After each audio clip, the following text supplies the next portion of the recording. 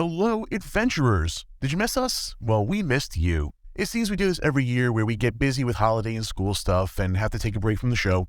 Josey had exams and papers, and my work as an audio engineer got busier than I had planned for with extra concerts booking last minute, and both podcasting jobs deciding that they wanted the next few weeks worth of work done before the year ended. So we were all kind of slammed over here. Also, the site we were using to host the podcast is shutting down their hosting service, so that was a headache. But in the meantime, I was able to get a few back episodes edited and ready for you all, and we were able to figure out a few things on our end to make sure we don't fall behind. What that means, though, is that we're going back down to one episode per week. Twice was a lot of fun, but until this show is a bit more financially successful, it just doesn't make sense to double the workload for now. We'll be concentrating on our most popular content, which includes DM Academy advice, wholesome stories, and obviously the horror stories. But just because we're pulling back with the release frequency doesn't mean we don't want to grow the show. I've got some plans for this year, and that'll start with doing video for every episode, starting with this one right here. If you're listening to this on a podcast app, you should go check us out on YouTube using the link curmudgeonsanddragons.com/YouTube, or by clicking the link in the show notes. And if you are watching us on YouTube, then only you know how many fingers I'm holding up right now. That'll be our little secret until everyone else comes over. I know taking a break is bad for momentum, so I'm not expecting everything to happen all at once, but I'd like to see our average downloads per episode get up a little higher than it was before the break, and when it does, I have some special things in mind. The first thing I want to do is open up our public Discord so we have direct communication with you, the listener. But before I open that up, I need to see those download milestones. So this is your call to action. Please share this episode with someone you think might like it. Maybe at your next D&D session, you can ask your DM, hey, did you hear the new Curmudgeons and Dragons episode? And then boom, now you got someone to talk about it with. I love that we're back. I love that you're back. Today's episode is a horror story about a guy who got invited by an adult to play D&D, only to find out that he'd gotten roped into playing with edgy teenagers. Everybody roll initiative. Sometimes everything goes according to plan. Sometimes they go horribly. Join us while we tell tales of games gone wrong. This is Curmudgeons and Dragons RPG Horror Stories.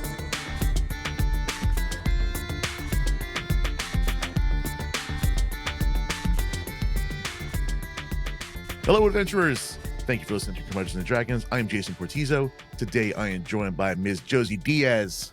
Hello. Mr. Jim Crocker. Hello. And you, the listener. So thanks for joining us, and hello. Yeah, wait, how come you always say hello to the adventurers, but never to us?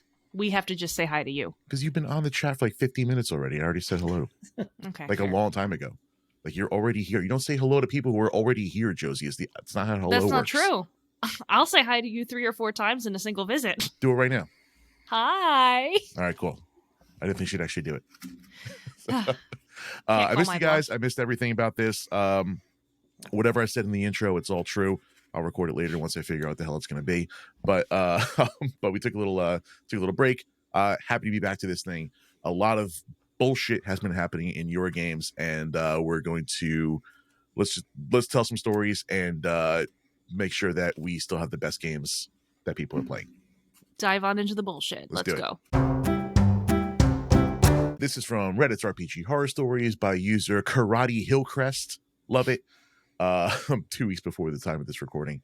The story is called I Think I'm Playing with a Group of Adults, End Up in a Kids Game. It is marked extra long, and I appreciate your hubris in how long you think this actually is. This is extra medium at best.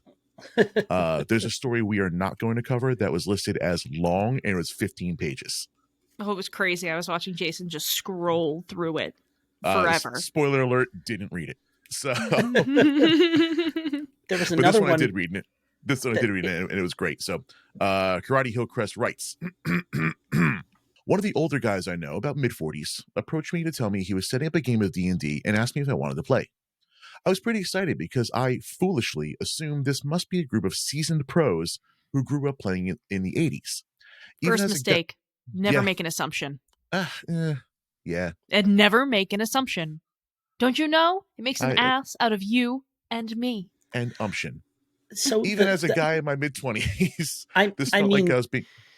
And the big mistake you're making there is thinking that just because people did start playing in the 80s and are seasoned pros, that necessarily means the game is going to be good. there's absolutely no connection there. So we're already at your throat. We're not even through the first paragraph. Yeah. Well, sorry. Please I will say, continue. as a sound engineer for a lot of cover bands, I will say that just being in your mid-40s does not make you good at anything. So take that, every band who exclusively plays Bruce Springsteen. Even as a guy in my mid-20s, this felt like I was being asked to the adults table for the first time, and I couldn't wait. Game day rolls around, and I show up at this guy's house, and he answers the door and tells me, "Go on straight through. The kids are out back." And I'm thinking, the who? Turns out when he said he was setting up a game of D&D, he was doing it for his 10-year-old son. He was never intending on playing at all. At the table were his 10-year-old son, his 12-year-old friend, and their two 14-year-old brothers. And me, a 25-year-old, trying his best to swallow hot shame at being grouped in with a bunch of children. The DM was a sort of unusual but polite guy, maybe in his early 20s, but I wasn't sure. He was one of those nerdy dudes who was socially awkward but spoke a million miles a minute. I don't know what you're talking about, sir. I resolved to try my best at having fun despite the embarrassment and took a seat with the rest of the party. The DM had created character sheets for all of us and instructed us to pick one at random. I thought that was pretty fun and ended up getting a human monk. I saw on my sheet that I'd been assigned the true neutral alignment, so I decided to play a monk devoted to the goddess of fate, allowing only the ever-present current of destiny to guide my life. I told the table that I carried a coin with me, and it was my religious duty to leave hard moral choices completely to chance, everything at the flip of a coin. Not a terrible character, actually. If you can be true neutral, I don't know. It's Harvey Dent as your D&D PC. Yeah, perfect. We are pro Harvey Dent in this house. The DM stopped me. Actually, monks aren't a religious class, and you shouldn't really be following a god, he said. Your class doesn't mean shit. You can still be religious. Listen, it's a line on your character sheet. You can go ahead and have a religion. I figured he must have thought that I was getting confused, interpreting the monk as if it were something akin to the cleric. So I explained that I got how classes worked. I was just role-playing. He looked at me sort of skeptically, but eventually told me he would allow it this time, which had me kind of concerned. When it was time to play, we realized there was only one set of dice for the entire table. That's completely fine. Not everyone's flush with cash. These are like 12 and 14-year-olds. And dice, while individually not very expensive, they add up. Ask us all how we know. Don't ask me. I don't want to tell you. I brought my own set of dice and a couple of extras from home, so I emptied them out onto the table and said we can easily just share them around. Mind you, this was barely 1.5 sets, plenty to play a game, but not nearly as many as some people have. Despite this, I got immediate judgment. The parents were off to the side, within viewing distance of the table, which felt uncomfortable anyway, but as soon as I produced my dice, I was hit with a, "Wow, I knew you were into this game, but not that into it." Hot shame. We're going to come back to that part of. I'm going to throw punches. I'm mad. That part of the story is mentioned a lot in the comments. We'll come back to that, but that's a big one for me. Not only was I being treated as one of the kids, but now I was an adult who was way too interested in this children's game, and I was being judged for what was a barely noteworthy amount of dice. When the game began, things started to get even worse. It was a classic setup. We were bodyguards protecting a cart traversing a dangerous part of the world, and I was ready for some good, clean adventuring fun, slaying goblins and taking names. Unfortunately, that came to an immediate screeching halt. The 12-year-old, who was playing a paladin, by the way, says, "I want to kill the cart driver." Oh, shit. I've played with murder hobos before, but nobody anywhere near as brazen. This was literally minutes into the game. Incredible. Yeah. 12-year-olds love to murder hobo. They're just figuring out what a conscience is still. I tried my best to level with the kid. I told him he could do anything in this game, but if he played like that, it would ruin the experience for everyone else. Plus, it didn't make much sense if he was hired to protect the cart to suddenly murder the cart driver for no reason. He ignores that and rolls to attack. Okay, I think. My character was also hired to protect this cart, and the paladin serves a clear and present danger to the cart driver, so I'm going to need to restrain him. So instantly, we have PvP at the very beginning of the session. What's even worse is that one of the 14-year-old guys was going through his edgy teen phase, and so he declares, I want to kill the cart driver and start chewing on his corpse. Jesus Christ. So now I'm fighting 2 PCs at the same time.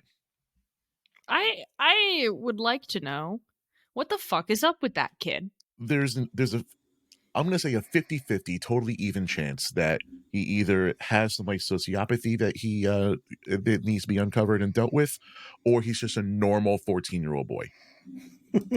Yeah. We're not here to diagnose anyone, but as a former 14-year-old boy myself, this was not above like a normal conversation for me, especially when he literally just told me, you can do anything in this game. It's like, wow, I'm going to do the worst shit possible. Yeah, that's fair. Where do they learn about what war crimes actually are? What do you think their campaign is going to be? So now I'm fighting 2 PCs at the same time. Long story short, the goddess of fate must have been on my side because due to a few lucky rolls, I managed to down both of them. The DM allowed coup de grace rules, so I could have killed both of them right there. The 12-year-old murder hobo asked what I'm going to do, so I tell him, we'll let fate decide, and pull the coin out from my wallet. Each of them would have a 50-50 chance to survive. Both of them lost. The game was completely derailed at this point, so the DM wipes the slate clean and starts our characters alive and at full health at the first combat encounter. This time, he declares, we'll have none of that weird religious stuff from the monk because it's not supposed to be a religious class anyway. Blames the monk. Blames the monk for all this. All the PvP and the murder hobo, totally fine. Totally fine. Once the monk started all getting weird and Jesus-y, assuming that's the god of fate, or whatever the D&D equivalent of Jesus-y is, Asmodeus-y, Malorish, I don't know. Like, yeah, Valerie. Yeah, all of them. There's a lot of them. There's whole books of this. We can do this all day. But yeah, we're going straight to be like, okay, let's do that. But like, monk, don't do anything weird. Don't do anything fun. For the next 3.5 hours, we proceeded to have the slowest, most excruciating combat I've ever experienced against a group of goblins. No roleplay, no descriptions, just the goblin hits, you miss, you hit for 3.5 hours. You can't see this because this is an audio forum, but I am peeling away my eyes. We finally make it through the horde of goblins and to a mysterious trapdoor in the middle of the woods. Okay, so I've made it through the shaming from the adults, the murder hoboing from the kids, the weird treatise. Why don't I know this word? Treatise? Treatise. Yeah. Is that what Doctor Who drives? So close. I learned a new word today. I'm not even going to edit this out. The murder hoboing from the kids, the weird treatise against role-playing from the DM, and finally, we get to uncover a mystery, or find a strange ancient artifact, or meet some NPCs. But, end of session. Nothing. We'll never find out what was behind that trapdoor because this was a one-shot. Of all things I was mad about that day, the dangling mystery of the trapdoor drives me the craziest. Even though I know nothing was behind it, my brain is still unsatisfied by the incomplete story. That makes so much sense to me. I'm fuming right now. Yes, I'm stressed. That makes so much sense to me. What? Yeah. Imagine building a cliffhanger into your one shot. So you had 3.5 hours of fighting goblins. That was it. That was the whole campaign. Pretty much, yeah. I walked out still receiving a few comments from the adults about how weird it was that I was so into the game. Fuck those guys. Seriously, fuck those guys. Sorry. I received an invite to come back the following week, but did my best to politely decline. I know this story isn't nearly as nasty as some of the other things I've seen on here, but I still feel pretty embarrassed to this day. There was something so humiliating about being treated like a 12-year-old because you like this hobby. I'm fucking steamed, bro. Like, how do you invite somebody? How do you invite somebody to play D&D, not tell them it's actually with your children, and then proceed to shame them for trying to kind of show them how the fuck to play? Yeah. And that's what I wanted to come back to. And actually, I believe it's the top comment. Yeah. Farmer John 92 comments, has a hobby, produces items that are conducive to that hobby. Wow, fucking nerd. I can't believe you're actually into your hobby. Like, it's I like the comment, the end of that. What a weird take. Imagine weird showing up to a take. lake to fish and having bystanders judge you for bringing your own pole. Yeah. And that's such a good analogy too. Like God forbid you have anything that is into your hobby. Plus, you were invited over to do that hobby. This isn't okay. So I've had this happen way too many times actually, and I'm surprised I never did it as much Magic the Gathering as I played in my life. But like a lot of like friends would introduce me to their new boyfriend, and we're like at a party, not a gaming thing, not even like a board gaming thing. Gaming is not involved in how we're hanging out tonight. And he's like, I brought some Magic decks. I'm like, that was a huge swing, and you're lucky I used to play Magic. But and he's probably sitting there like, wow, I can't believe that worked. Oh my god, no, I didn't play with him. That was fucking weird. He brought Magic decks to a party.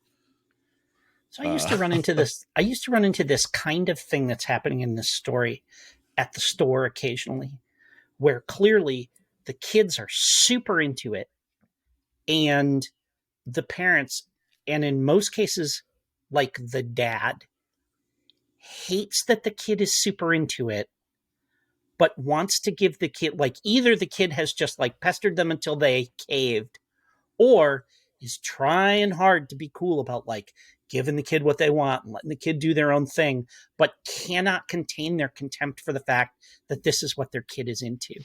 This is like my kid liked football. Well, not even football, but yeah, sports.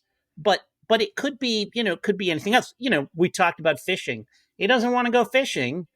I've got this, I have an $80,000 boat and, gazillion dollars worth of fishing poles, but all he wants to do is sit and roll his stupid fucking dice.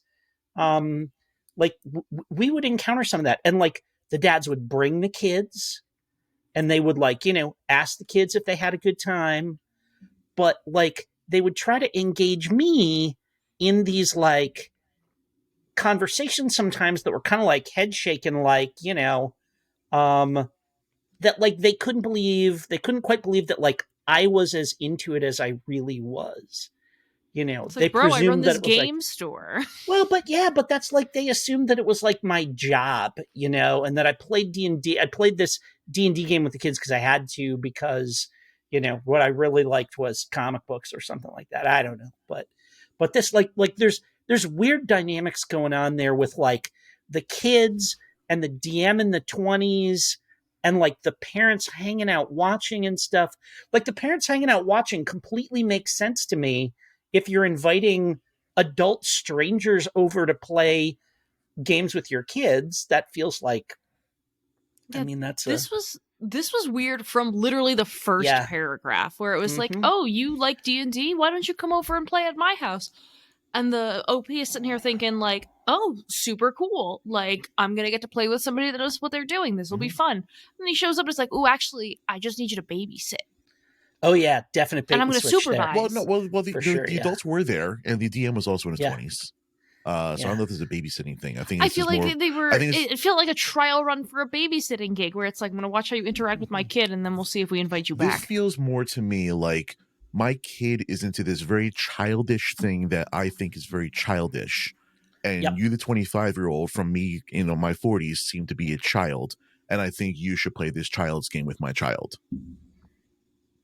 That's the vibe that I got. Yeah, and also like, there's also certainly, I imagine, some of that like, my kid will think it's cool to have an older kid there playing, and just until the older kid's like, hey, maybe don't be a weird little murder hobo that wants to chew on corpses. I'm also getting like, he was called to do the bad DM's birthday job. vibes from this. Yes. Oh yeah, very much so. That I'm getting feels this. This is like, I'm planning a birthday party for my kid. He wants to be D&D themed. Why don't you guys go hang in the basement while the adults, pass a fishbowl around or whatever they're doing up top. The fact that he didn't tell him that it was for his kid feels really weird to me. Oh yeah, super weird. Hard to agree. Which plays on that. into the I in my 40s see you at 25-year-old as a child on the same level as my 10-year-old. So I know the piece of information that he wants is what the fuck was under that trapdoor. But boy, I am fascinated with what is the story with that DM. Was that DM a cousin? Was it an employee of another? Was it like somebody else's employee? Was it somebody they found just through like Meetup, or was something like was he getting paid? Did they hire him? Is it like what was his deal? Yeah. Because there's nothing about him in here. He's an enigma to me, and it's driving me crazy. It also says that he may be in his early 20s. Yeah. So we actually have no. He could be 17. He could be a kid that the two brothers go to school with. I'm also really curious what the nature of like this person that he was going to play with was someone that he quote unquote worked with, right? So I don't think it says. I'm going to the top of the story here. There's no mention at all on how they know each other. It just says they know each other. One of the older guys I know. I put that into my head there. I'm like that seems to be the most possible thing in my head, at least. Yeah, because that's another detail I want. Like, is this the guy that controls your hours that asked you to come in and play D&D, or who hands out? This seems more older coworker in a shitty retail job to me. Yeah. Okay. Sure. Because clearly, I see you as a younger thing. I know you well enough to come to my house, but they don't know a lot about each other. This seems like passive coworkers to me, from what I can tell. Okay. Sure. I don't know. But it's a lot going on here, folks. Yeah, Jim, you're right. I want to know where this DM came from, but no, I'm actually going to agree with OP here. I really need to know what the fuck is under that trapdoor. I need to know. In the middle of the forest. I need to know. So weird DM guy, if you're somehow listening, let us know what the fuck was in that trapdoor. And let us know if Jason got your voice right. That's the other question. That's the other. Oh yeah, no. We all know I nailed it. If there's only one voice. I think it's gonna wrap this one up. Any final thoughts on this, or just shit show? Don't invite 20-year-olds to play with your 12-year-old. That's weird, especially if you're not going to tell the 20-year-old. And if you're the 20-year-old, ask a couple of questions about the game before you show up. Just saying. Yeah.